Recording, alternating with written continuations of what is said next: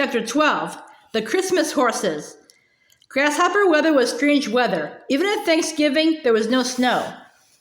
The door of the dugout was wide open while they ate Thanksgiving dinner. Laura could see across the bare willow tops, far over the prairie to the place where the sun would go down. There was not one speck of snow. The prairie was like soft yellow fur. The line where it met the sky was not sharp now. It was smudged and blurry.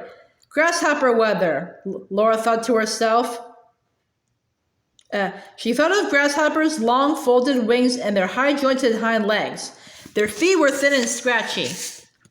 Their heads were hard, with large eyes on the corners, and their jaws were tiny and nibbling. If you caught a grasshopper and held him,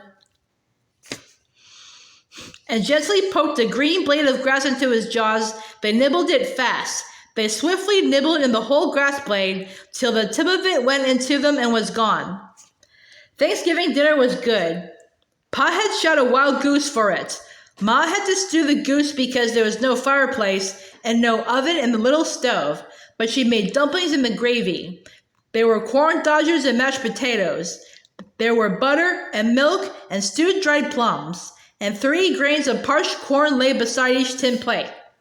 At the first Thanksgiving dinner, the poor pilgrims had had nothing to eat but 3 parched grains of corn. Then the Indians came and brought them turkeys, so the pilgrims were thankful. Now, after they had eaten their good big Thanksgiving dinner, Laura and Mary could eat their grains of corn and remember the pilgrims. Parched corn was good. It crackled and crunched, and its taste was sweet and brown. Then Thanksgiving was past, and it was time to think of Christmas. Still, there was no snow and no rain. The sky was gray, the prairie was dull, and the winds were cold. But the cold winds blew over the top of the dugout. A dugout is snug and cozy, said Ma, but I do feel like an animal pent up for the winter. Never mind, Caroline, Pa said. We'll have a good house next year. His eyes shone and his voice was like singing. And good horses and a buggy to boot. I'll take you riding, dressed up in silks. Think, Caroline, this level rich land, not a stone or stump to contend with, and only 3 miles from a railroad. We can sell every grain of wheat we raise. Then he ran his fingers through his hair and said, I do wish I had a team of horses. Now, Charles, said Ma, here we are, all healthy and safe and snug, with food for the winter. Let's be thankful for what we have. I am, Pa said, but Pete and Bright are too slow for harrowing and harvesting. I've broken up that big field with them, but I can't put it all in wheat without horses. Then Laura had a chance to speak without interrupting. She said, there isn't any fireplace. Whatever are you talking about? Ma asked her. Santa Claus, Laura answered. Eat your supper, Laura, and let's not cross bridges till we come to them, said Ma. Laura and Mary knew that Santa Claus could not come down a chimney when there was no chimney. One day, Mary asked Ma how Santa Claus could come. Ma did not answer. Instead, she asked, what do you girls want for Christmas? She was ironing. One end of the ironing board was on the table and the other on the bedstead. Pa had made the bedstead that high on purpose. Carrie was playing on the bed and Laura and Mary sat at the table. Mary was sorting quilt blocks and Laura was making a little apron for the rag doll, Charlotte. The wind howled overhead and whined in the stovepipe, but there was no snow yet.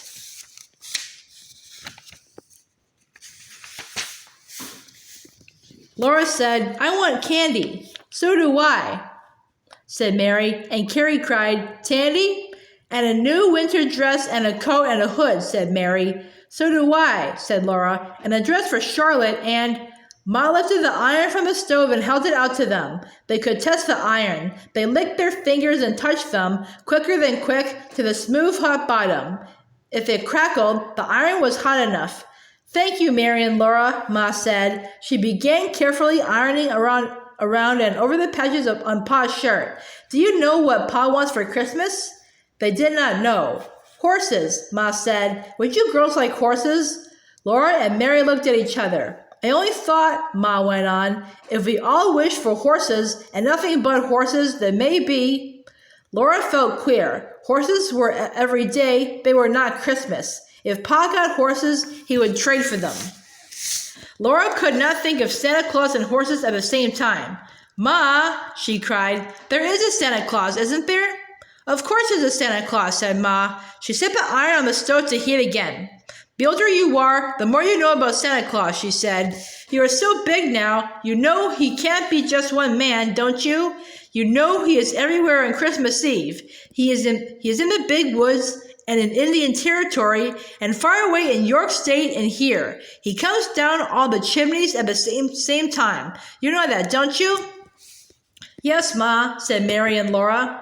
Well, said Ma, then you see, I guess he is like angels, Mary said slowly, and Laura could see that just as well as Mary could. But Ma told them something else about Santa Claus. He was everywhere, and besides that, he was all the time. Whenever anyone was unselfish, that was Santa Claus.